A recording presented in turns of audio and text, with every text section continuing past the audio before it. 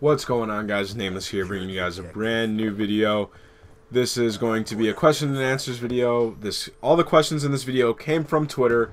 I'm just going to go right up the list and answer every single question in order that you guys asked me. You had to have asked me a question. You had to hashtag NameLeSsQ in it. And next time I do this, I will be tweeting out, and you guys, all you have to do is just hashtag NameLeSsQ whenever I tweet it out. Next time it'll probably be a different hashtag. But just look out for that on Twitter. It's @FearNameless. So without further ado, let's get this thing started. The first question I got was from OPM Jimbo. He asked me, "Do you think Liar looks like Vinny from Jersey Shore?" Actually, I think Liar does look a little bit like Vinny from Jersey Shore.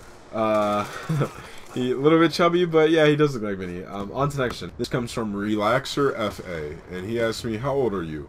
I am 19 years old. I am now a sophomore in college. I just finished my first year, and I'm looking forward to this summer. This one comes from Harry Luff-Sea-Doos.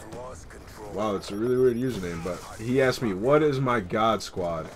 My God Squad would have to be... See, this is a hard one. Not too sure. I would say me... Obviously, with me on it, he wants to know. It would be me, Proofy, Scump, and JCap. I would run probably sole objective. Scump would be like a Slayer sub, and then Proofy and JCap would run AR. That's my God Squad with me on it. If I were to substitute myself, I would say Rambo, Scump, JCap, and Proofy. I mean, Stainville's a really good player, fits that team perfectly, but I just feel like Rambo's...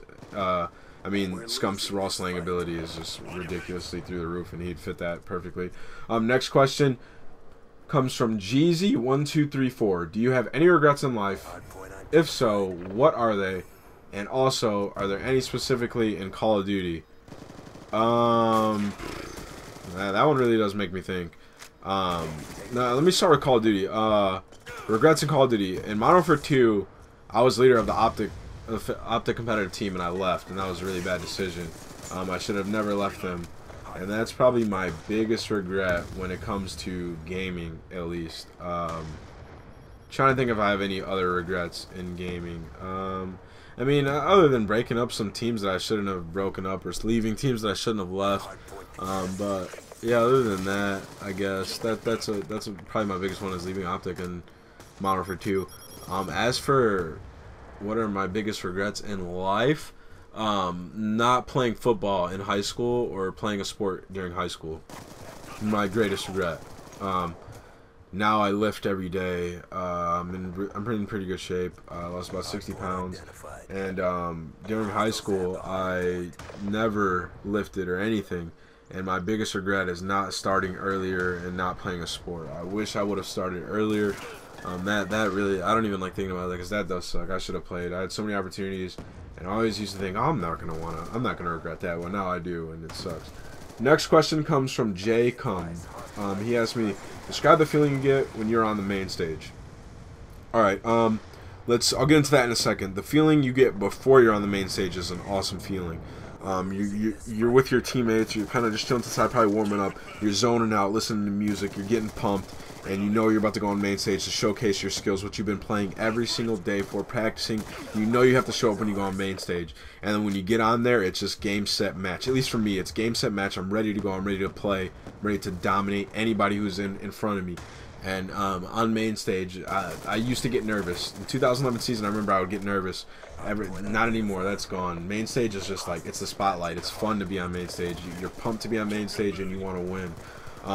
To describe the feeling, it's a little bit of I'm in awe. I really, like, I can't believe it at all time. Sometimes that I'm on main stage playing, like I'm on this stage, people are watching me play, a video game, mixed with determination because you want to win, and that's probably like the two biggest the two feelings I get most when I'm on main stage.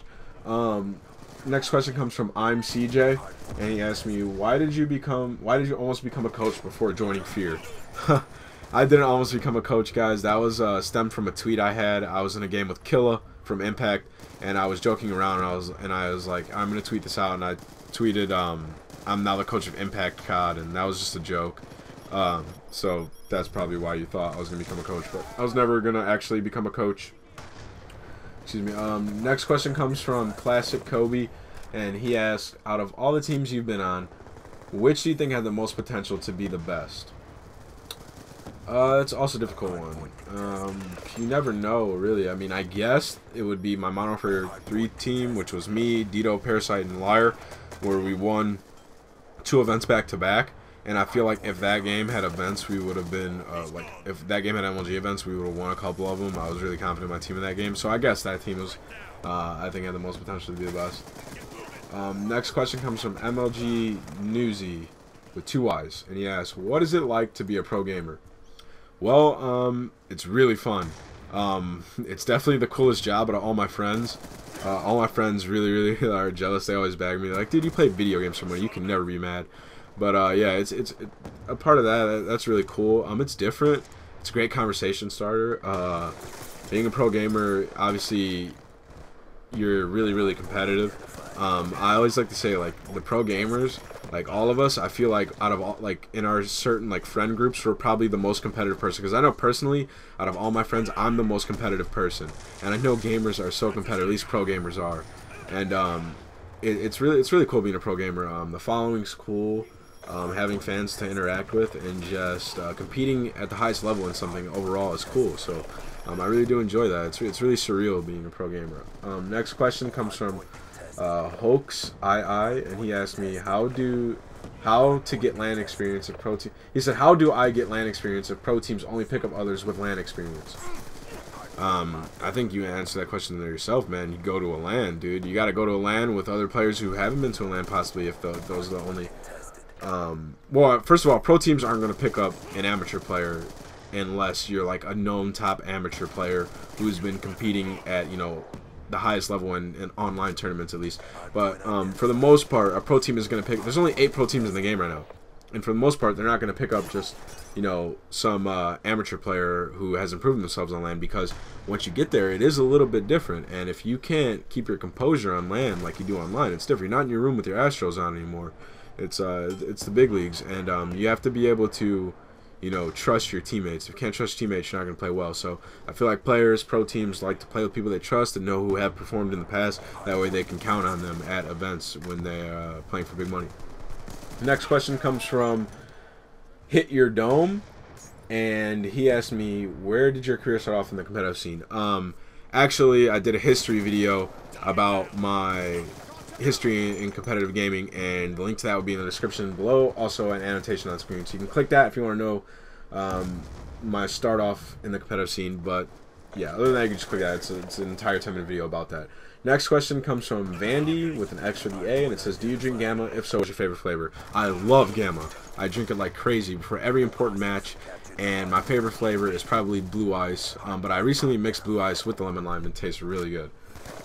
Next question comes from Blanche_V, and he asked me, is it hard to practice with your team at the same time? I think he worded it a little bit weird, but he meant, is it hard to get my team members on the same time? Yeah, that is difficult. It's getting a little bit easier now that we're all on summer break, but yeah, it's kind of difficult with the conflicting schedules. Next question comes from Immerse Weens, and he asked me, what did you place at your first MLG event? First MLG event I went to was MLG Dallas 2011 for Black Ops 1, and I placed 2nd place. It was really unexpected, and it was awesome.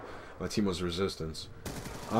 Next question comes from Dom Krez, and he asks, what is your swag level?